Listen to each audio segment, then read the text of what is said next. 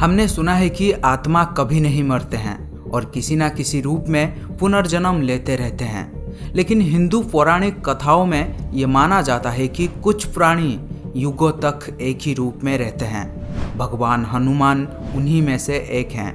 आप खुद ही विचार करें, क्या कभी कहीं किसी ने भी हनुमान के मृत्यु के बारे में सुना है?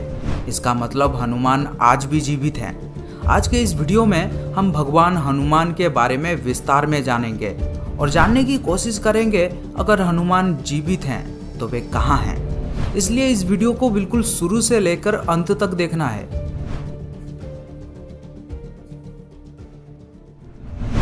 वीर हनुमान, वानर सेना के वानर सेनापति।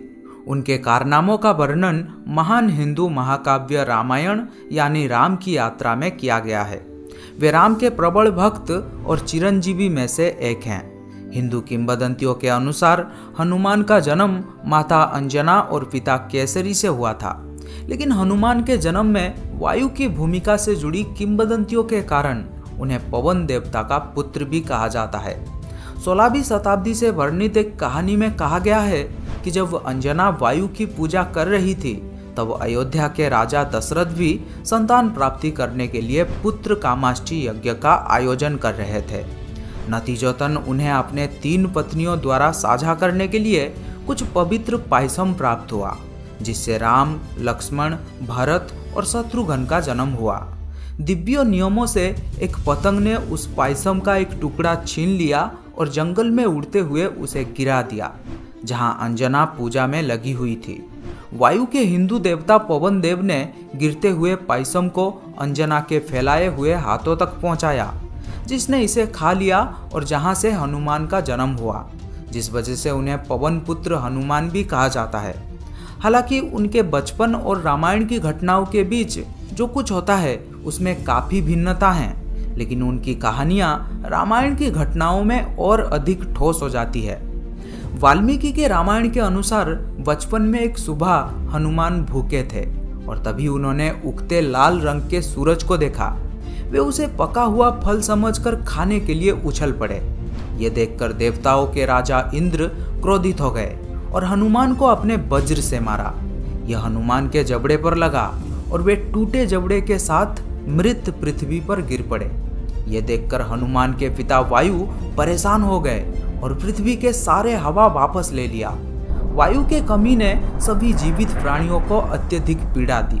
इसने भगवान शिव को हस्तक्षेप करने और हनुमान को पुनर्जीवित करने के लिए प्रेरित किया, जिसके बदले में वायु को जीवित प्राणियों के पास लौटने के लिए प्रेरित किया। क्योंकि गलती भगवान इंद्र द्वारा की गई थी, इसलिए उन्होंने हनुमान को एक इच्छा दी कि उनका शरीर इंद्र के वज्र के समान मजबूत होगा और उनका वज्र भी उन्हें नुकसान नहीं पहुंचा सकता है।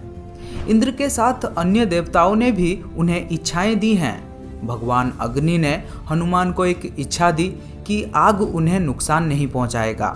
भगवान वरुण ने हनुमान के लिए एक इच्छा दी कि पानी उन्हें नुकसान नहीं पहुंचाएगा। भगवान वायु ने हनुमान के लिए एक इच्छा दी कि वे हवा के समान तेज होंगे और हवा उन्हें नुकसान नहीं पहुंचाएगा। भगवान ब्रह्मा ने भी हनुमान को एक इच्छा दी कि वे किसी भी स्थान पर जा सकते हैं जहां उन्हें रोका नहीं जा सकता। भगवान विष्णु ने हनुमान को गदा नामक एक हथियार भी प्रदान किए थे। इसलिए ये इच्छाएं हनुमान को अमर बनाता है, जिसके पास अद्भुत शक्तियां हैं। इसके अलावा जब भगवान राम ने रावण और बाकी राक्षसों को मार डाला और एक राजा के रूप में अपने घर अयोध्या वापस लौट आए, तब उन्होंने युद्ध में सहायता करने वाले सभी लोगों को आशीर्वाद देने के बाद राम ने हनुमान को अपना उपहार दिया, लेकिन हनुमान ने इसे फेंक दिया। इस हरकत से हैरान कई अदालती अधिकारी नाराज हो गए। हनुमान ने उत्तर दिया कि राम को याद करने के लिए उपहारों की आवश्यकता के बजाय वे हमेशा उनके दिल में रहेंगे। कुछ दरबारी अधिकारियों ने अभी भी परेशान होकर उनसे सबूत मांगा और हनुमान ने उनकी छाती को फाड़ दिया, जिसमें उनके दिल में राम और सीता की छवि थी। अब एक सच्चे भक्त के रूप में सिद्ध राम ने उन्हें ठीक किया और उन्हें अमरता का वरदान दिया। लेकिन हनुमान ने इसे भी इनकार कर दिया और उनकी पूजा करने के लिए राम के चरणों में केवल एक जगह मांगा। भगवान राम ने उन्हें वैसे भी अमरता का वरदान दिया था और इसलिए भी हनुमान अमर हैं। चलिए, रामायण में वर्णित घटना त्रेता युग में घटित हुई थी और महाभारत द्वापर युग में हुआ, जो कलयुग के आगमन का कारण बना। हमारे पास महाभारत में पांडवों में दूसरे भीम और भगवान हनुमान के मुलाकात का वर्णन करने वाले पौराणिक कहानियां हैं। दरअसल भीम अपनी पत्नी के लिए फलों के तलाश में एक जंगल में गुजर रहे थे। तभी हनुमान ने उन्हें सबक सिखाने का फैसला किया, क्योंकि भीम को अपने अलौकिक शक्तियों का घमंड करने के लिए जाना जाता था। भीम का सामना एक कमजोर बूढ़े बंदरों के रूप में जमीन पर पड़े हनुमान से हुआ। उन्होंने हनुमान को चलने के लिए कहा, लेकिन उसने ऐसा नहीं किया। उस समय में किसी व्यक्ति के ऊपर कदम रखना बेहद अपमानजनक माना जाता था। हनुमान ने एक मार्ग बनाने के लिए अपनी पूंछ को ऊपर उठाने का सुझाव दिया, लेकिन लाख कोशिशों के बाद भी भीम उस पूंछ को उठा नहीं सके। भीम ने महसूस किया कि कमजोर बंदर किसी प्रकार का देवता है, इसलिए उन्होंने खुद को प्रकट करने के लिए विनती की। हनुमान ने खुद को प्रकट किया और ये देखकर भीम आश्चर्यचकित हो गए थे। इन उदाहरणों से संकेत मिलता है कि हनुमान इन सभी युगों में जीवित थे।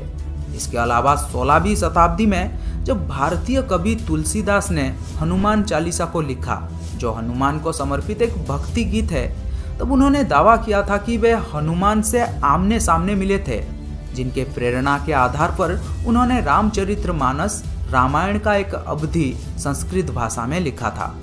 यदि ऐसा है तो बंदर भगवान इन सभी युगों में मौजूद हैं। हमने भगवान राम और भगवान कृष्ण के पृथ्वी से चले जाने का वर्णन करती हुई कहानियां सुनी हैं, लेकिन हिंदू शास्त्रों में कहीं भी हनुमान के स्वर्ग लोक के यात्रा का कोई उल्लेख नहीं है। इसलिए ये दृढ़ता से माना जाता है कि भगवान हनुमान अभी भी जीवित हैं और पृथ्वी पर विराजमान हैं। तो चलिए अब बात करते हैं हनुमान कहाँ हैं। कहा जाता है कि उनका मूल निवास स्थान भारत के तमिलनाडु जिले में रामेश्वरम के पास गंधमार्दन पर्वत में है। इस क्षेत्र में एक मंदिर बनवाया गया है जो भगवान हनुमान को समर्पित है। हालांकि ये हमेशा कहा जाता है कि हनुमान उन सभी स्थानों पर निवास करते हैं जहां राम की महिमा गाई जा रही है। इसके अलावा श्रीलंका के जंगलों में रहने वाले मातंग कबीले के लोगों का मानना है कि भगवान हनुमान हर 41 साल में एक बार उनसे मिलने आते हैं। दरअसल हनुमान ने लंका के जंगलों का दौरा किया था, जहां से रावण का भाई विभीषण शासन कर रहे थे। उन्होंने भगवान राम के याद में लंका के जंगलों में कई दिन बिताए। उस समय कुछ जंगलवासियों ने उनकी सेवा की थी।